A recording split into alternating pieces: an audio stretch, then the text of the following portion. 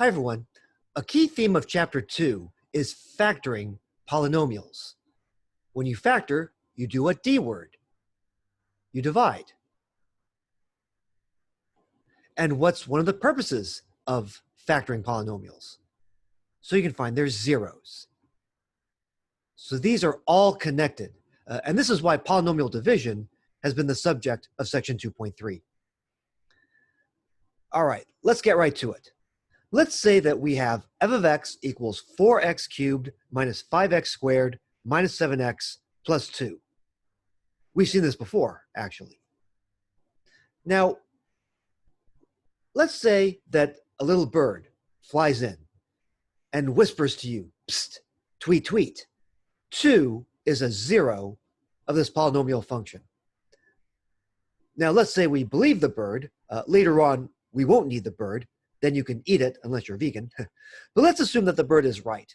Let's assume that 2 is a zero of this polynomial function in x. Well, then by the factor theorem, remember the factor theorem, if 2 is a zero, then what must be a factor? X what?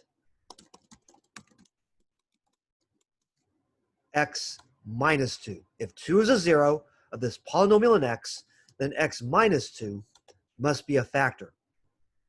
Right? Meaning that f of x can be written as such.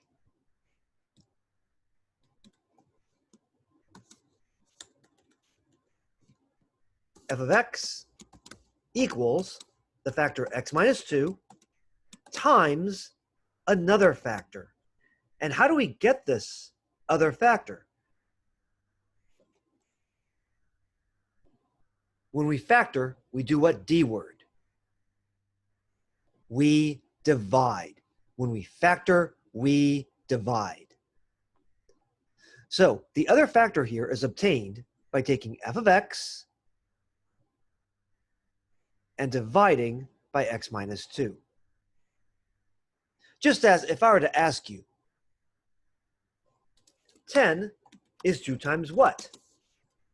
10 is 2 times 5, because 5 is 10 divided by 2.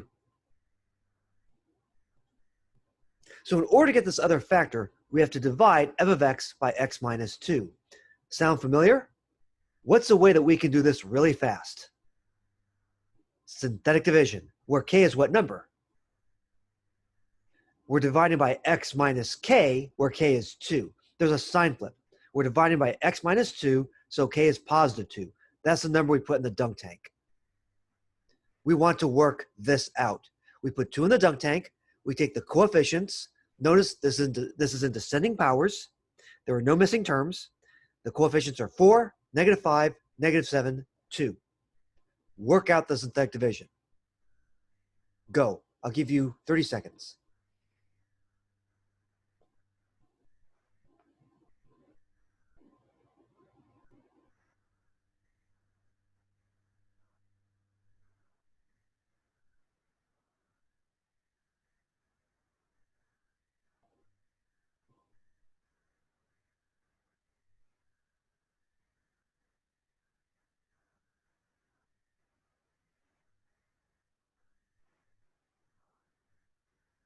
All right.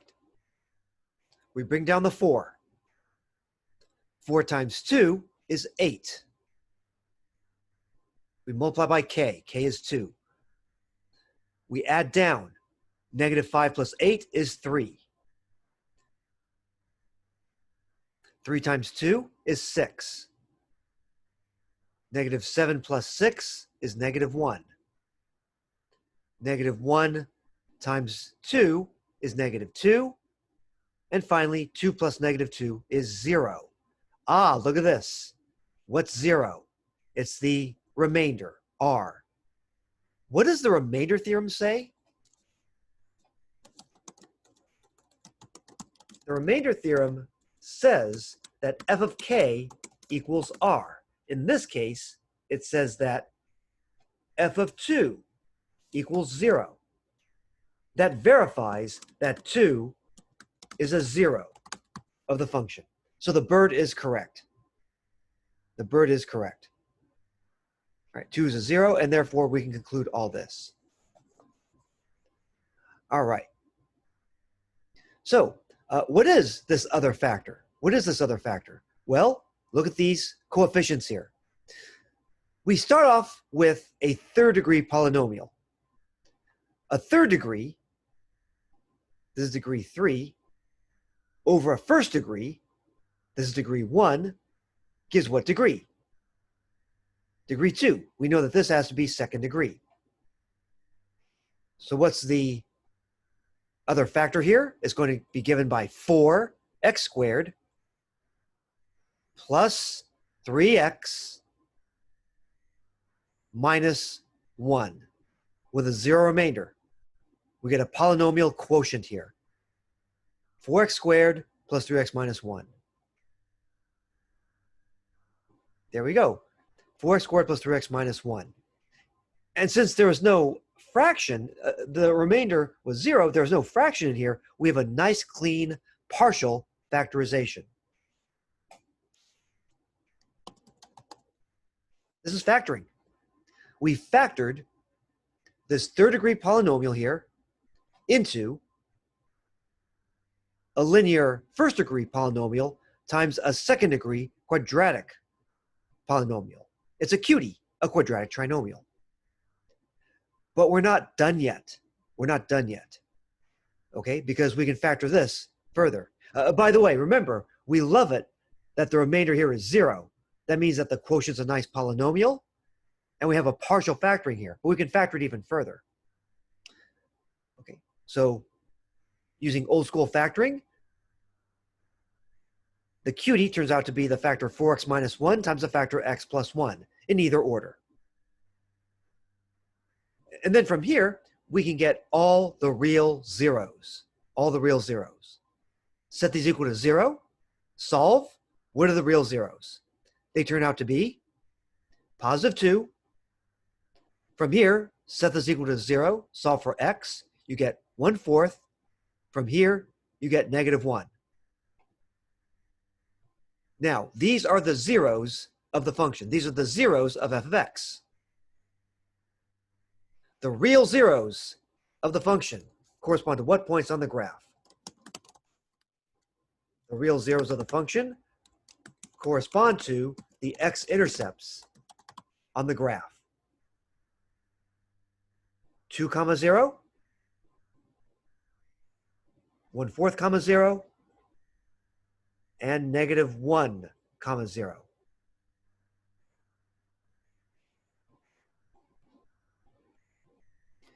In fact, we can sketch a graph of this thing.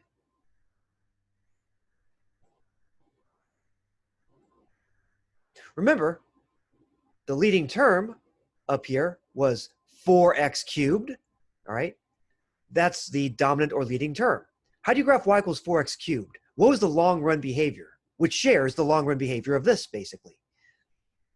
Y equals 4x cubed, that's a rising snake. It's going to go up, up this way, and down, down this way to the left. Up, up to the right, down, down to the left.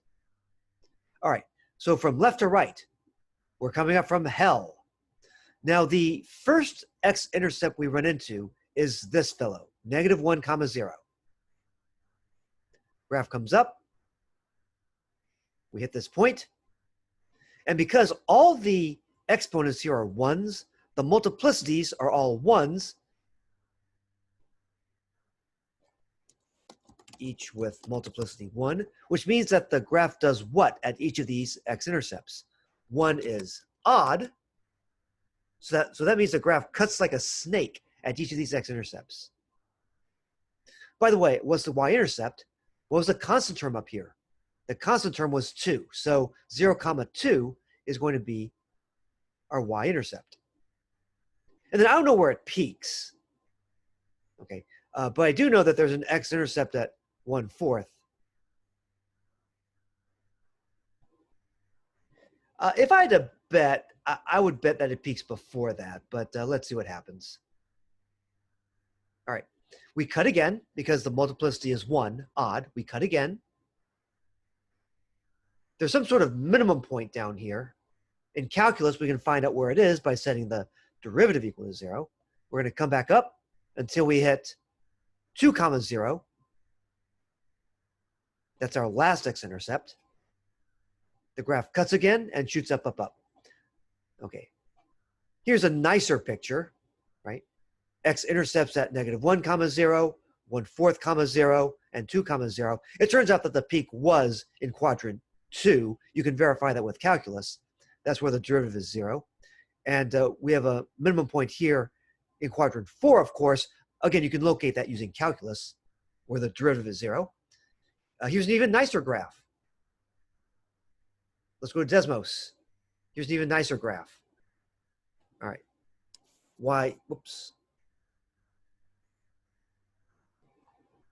equals 4x cubed minus 5x squared minus 7x plus 2. Let's verify that our factorization was correct, by the way. We claim the factorization was y equals x minus 2, and then 4x minus 1, and then x plus 1. There you go. Looks like a match. What happens? We have an x-intercept at -1 comma 0. There's a cut there. We have an x-intercept at 1/4 comma 0. Whoops. 1/4 comma 0. There's a cut there. And an x-intercept at 2 comma 0. There's a cut there. All right. There's a y-intercept at 0 comma 2 from the constant term. Overall, it's a rising snake. We know a lot about this guy.